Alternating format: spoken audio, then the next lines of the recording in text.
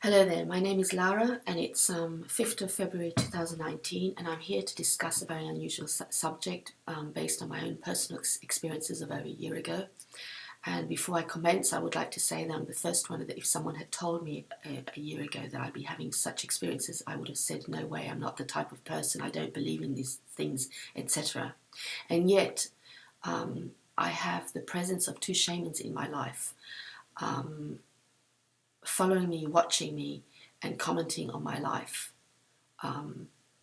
Now, to the audience, it's going to be extremely surprising in what form, but I have so much experience that I'm here now putting it on camera because although initially I saw it as something new, something to experience, I realize it's not necessarily based on just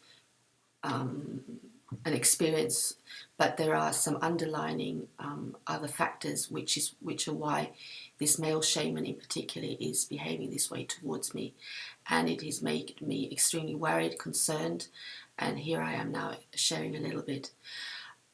We're talking about communication from a distance. Now, I've made research, shamans have this capacity, and yes, certainly I am a sensitive, but it is also clear, despite it being a taboo subject, that they're possibly using a certain technology based on frequency waves, which when used on someone and vice versa on the other person, it pretty much enables, I guess, possibly anyone to have some form of telepathic communication. Add the fact that in this case, this is not average people, but they're shamans with huge energetical presence, psychic power, sexual energy. If you put these two things together, it's not surprising that I hear them so clearly, despite us not knowing each other in physical form, okay? Now, why I'm putting this on camera is, if this phenomena between us was like on rare occasions or for a small period, I wouldn't be sharing this with the public. But the fact is that this shaman has made it like a habit of like living this way with me, and he spends his days and nights, the moment I wake up during the night, from the moment I wake up in the morning and through the day, following me. And again, people might wonder, but how can you do that? What do you mean by a distance, okay? Now, there are various degrees of shamanism, okay? Now, this shaman certainly has a full-on power in this regard, and that is the capacity of clairvoyance and clairsentience, but to an extraordinary degree to possibly other individuals who have a strong sixth sense or a little bit of clairvoyance or whatever, okay? He is super clairvoyant, okay? And he, for some reason or other, has chosen to spend his time this way.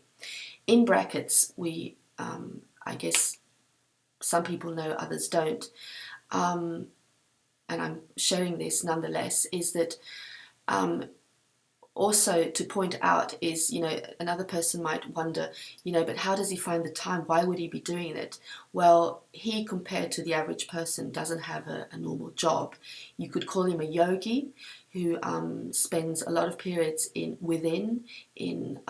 I guess, meditation, not in active, in physical form involvement, such as a job, and therefore has all the time in the world to be following someone like me. And up until now, I guess for these two shamans, including the female shaman, it's been very convenient because I'm a bit of a loner. I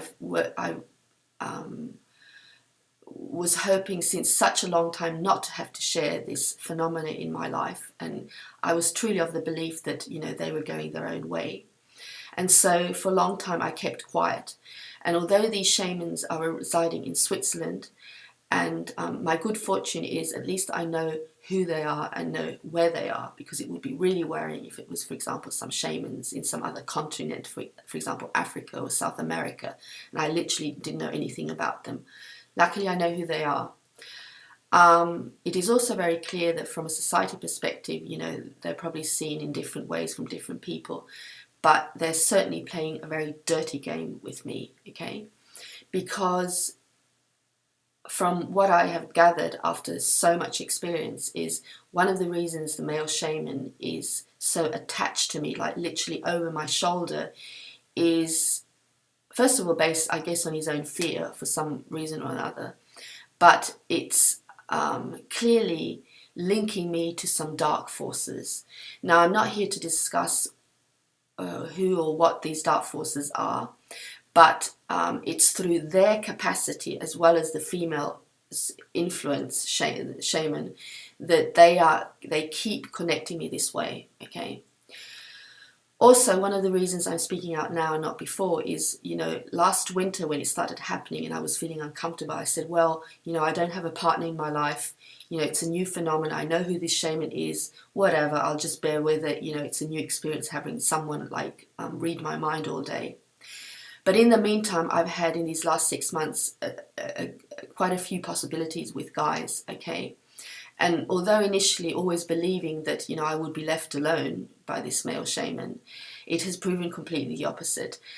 And on top of following my mind, trying to then communicate over me literally about every thought I might have, etc., etc. And I repeat, it's possibly through the also these technologies. On top of that, which is really disturbing, is that he is entering my second chakra by force, meaning that, if I have a relationship with a guy, I can only go so far, meaning that he will even enter me while I'm having intimate moments with a guy, okay? And to the point of intimidating guys and making it clear that, I'm his. This is how he's behaving. And he's literally speaking over me all day long. And, there are times when he looks like, that's why initially I allowed it, he'd try and act like helpful and whatever. And one thing I'm sharing with the audience, if I don't get now a huge response regarding this issue, I have numerous videos, not daily, but regular, of my experiences with this shame, where I give full-on examples of how he reads my mind, I've had a medical checkup, I've been to psychiatrists, and all these turn out to be in the norm. And with the psychiatrist, it was totally agreed that yes, I have a mental intrusion, but it's from an outside source, and it's clear that these are shamans, and these are not shamans as archetypal figures. They're people in physical form with strong energies and powers who are not using them in a healthy way towards me. Another point that is resulting really strong at the moment, and why I'm again sharing this with the public, is that as I said, at one point I thought it wasn't a big deal, and that, at one point or the other, he'd be involving others, especially this entering me by force, in a painful way through the second chakra, without any feelings. We've never been a couple or anything this way. Is the fact that when I've suggested to him, again through this communication, that he'd do that with some other woman, because on occasions we've had other people in this kind of inner world facilitated by these shamans' presence, and I guess these technologies, where you become just more psychic and telepathic among one another. So when I've suggested, why don't you enter the other females, who are a bit involved the way you're doing with me, the female doesn't really admit it in my face, but the male has, that he's not willing to risk that, because this is a huge point, by the way, because first of all, this whole subject is hard to prove, except for all these videos I have, and now this recent information about these technologies that I didn't really know till now, that I researched over the internet, but it's hard to find. But the fact that the reason he's only using me this way is that he cannot afford to have many women complain about him. As long as it's just one person, it's easier to say she's gone cuckoo, she's gone nuts, let's lock her up or whatever. Once there are many, then it's a different story, and he gets into serious trouble. So, as I said, another point is, compared to all my adult life and this last year, I can proudly say that I've always been in control of my friendships, the people I hang out with, my associates, and basically my life.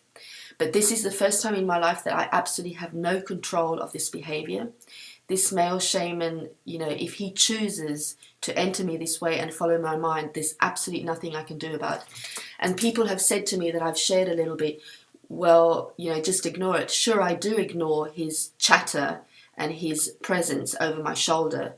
But there are days when I'm tired and, you know, I can't just be chanting mantras all day. And I'm not someone who wants to be on the phone all day or talking all day. I've always enjoyed my peace and quiet. I'm that type of a person. But I also try and keep a balance in life. I'm not just a complete loner. I try and keep a balance. But either way, whether I'm working or not, or studying at home or doing translations, he is quickly to jump on me and, like, as I said, enter my second chakra by force and try and communicate to me. And, you know, a reminder, this is not an average person. This is someone with a strong energy field, okay? And he's behaving this way. And because of the reasons that I mentioned before, is this connection to darker forces and his own fear, you know, in other words, he can have all the excuses in the world. It is basically not right. I call this unethical. I go as far as saying it's of criminal behavior, because he's basically putting attention on me by his connection with these dark forces, okay? And on top of it, a reminder, he's only doing this with me because it's so concentrated, and it's basically overbearing. And for example, at the moment, I take a lot of time out to process this, you know, as much as I can and really take care of myself. But if I'm back at work, like tomorrow, for example, or I have many occasions, this is a real worry. But the biggest worry are these dark forces, and he keeps involving me with this constant communication and, you could say, possessing me. And when I shared it with a friend of mine, you know, she agreed. He's a spiritual stalker. When I mentioned it to the psychiatrist, he said, yes, he's a maniac. I mean, the way he's behaving towards me is of that nature. So I leave you with that. I thank you, the audience, for listening to this bizarre, unusual theme. But I have enough experience to be putting this on camera. And if necessary, I'll be uploading all the other videos. Thank you for watching.